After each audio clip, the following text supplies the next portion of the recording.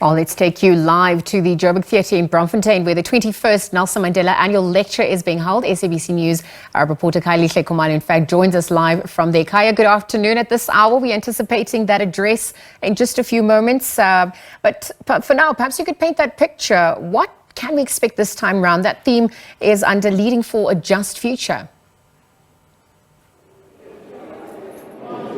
Well, that's right, Liesl. So it's flare of activity here at the Joburg Theatre. As you know, that there's a great deal of anticipation. So it's that time once again for the South Africans and the world really to wait keenly to hear like the wise words.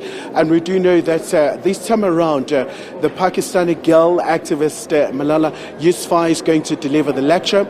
And we do know that, her very profile is quite prominent, also joining the likes of the late Kofi Annan, the former UN Secretary General, and the current UN Secretary General Antonio Guterres, and many, many other luminaries really have delivered this address, really tackling a number of difficult issues facing humankind, especially Liesl. It's a very critical time in South Africa as we look at 10 years of the passing of the founding father of this nation, former President Nelson Mandela. But to look at the significance really of today, we're joined by the Nelson Mandela Foundation's chairman, Prof. Ndebele. Thank you so much indeed for your time, Prof. Thank you.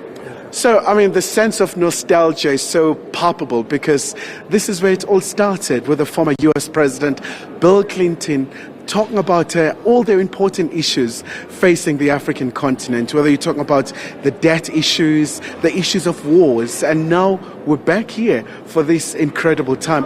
Tell us about the importance, once again, of this lecture, Prof. Well, now that you have made reference to the venue, I think it's a good start to start there, which is that we are actually returning to this venue, because the very first annual lecture was given by President Bill Clinton in 2003. And since then, we have had an annual lecture each and every year. And we've done our best to attract the best speakers from around the globe, as you indicated in your remarks earlier. So what is important is the ability of the foundation to have kept up this this event each and every year since its beginning, and up to the passing away of Madiba, and then onwards up to today. And it speaks to the continuities that are important, that each and every lecture is a reinforcement of the legacy.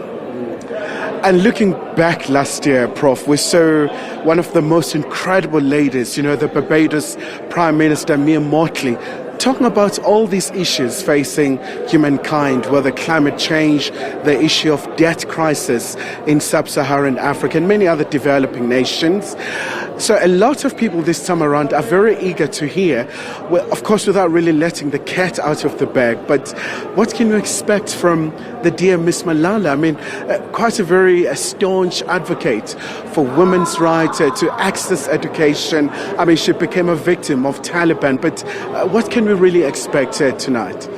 It's hard to say she's going to say this and this and that, but we did share with her the sort of broad theme that within which we expect her to address, to give her address today. It's around leadership for justice today, because we are confronted with globally the gap between intentions and the realities on the ground, and leaders. Many leaders will say one thing but do another, and we are concerned at the foundation, as we have been for over many years, of how do you enthuse people and not leave it there. You enthuse them and give the expectation that things are going to happen, and that but in making things happen, you are not the one that does everything, but you involve the communities, the different communities, in the implementation of those visions. So the vision is in the hearts and minds, from the top leadership all the way down to the communities. A very significant day in South Africa as we mark the 10 years since the passing of former President Mandela. How should South Africans and the world at large, just tap into his legacy in terms of making sure that we sustain those core values that he really espoused? The importance of this lecture, among other things, is to keep in mind what was one of the uppermost things to Madiba, keeping alive the legacy that following each lecture there are dialogues that take place, because dialogues was very important to how our country became free. And beyond that, so we have this lecture every year for that purpose, stimulate discussion and have a lot of debate and discussions, not only in South Africa but around the world. Beyond that, we have the Day of Activism, the Mandela Day, which today is celebrated in more than 100 countries around the world. So we maintain an extensive network that on that particular day, the whole world is focused on one thing. It's also a source of great significance that the Mandela Day is driven from the United Nations itself. And beyond that, then, we focus on the need to engage in activities that enhance the capacity of local communities to meet the minimum conditions to promote social and advancement at the local level. And just before I let you go, Prof, these are incredibly tough times, not only just in South Africa with the energy crisis, the gender-based violence, and many other social issues, the economic hardship. Do you think this lecture, is going to offer any glimmer of hope to anyone who's watching, anyone who's here, all over the world, so to speak?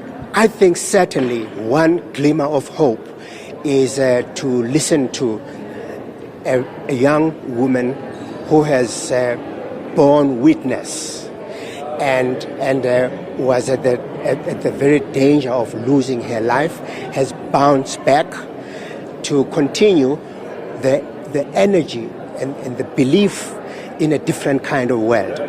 So as I said, we don't know what she's going to say, but we expect that she will say, she will draw our attention to the issues that have concerned her, the education for young children, for girls, and I need hardly mention at this point that the focus on children makes me think, as I'm thinking now, about the fate of children in Palestine.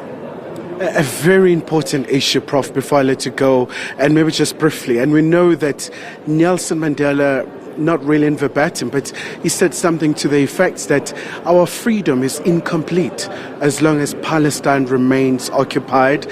And we've seen the heavy bombardment, we've seen the truce, but we've seen the operation by the IDF starting all over again. Maybe just what can foundations like yours do to really just make sure that the warring parties see the value of peace? That is absolutely key. Well, the foundations such as this one, as many others in the world, can only add to what the diplomatic field is able to do.